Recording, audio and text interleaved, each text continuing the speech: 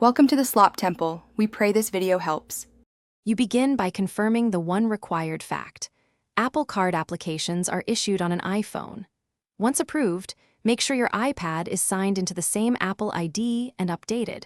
Otherwise, it cannot access the card. Next, enable iCloud Keychain and turn on Wallet in settings so credentials and card metadata sync. Now, unlock the iPad, open Settings to verify region and wallet permissions, and prepare to open the Wallet app to add the card that already exists for your account. On the iPad, open Wallet and tap the plus sign to start adding a card.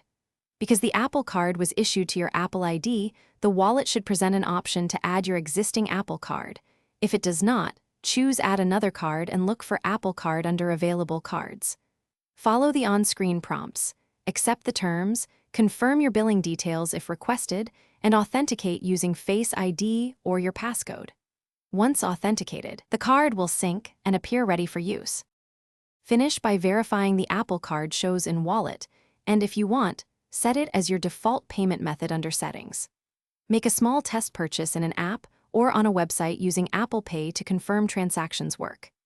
If the card does not appear, make sure iPad OS is fully updated, sign out of your Apple ID and sign back in, restart the iPad, and ensure the iPhone that applied for the card remains active on the same account. That single troubleshooting sequence resolves most sync issues.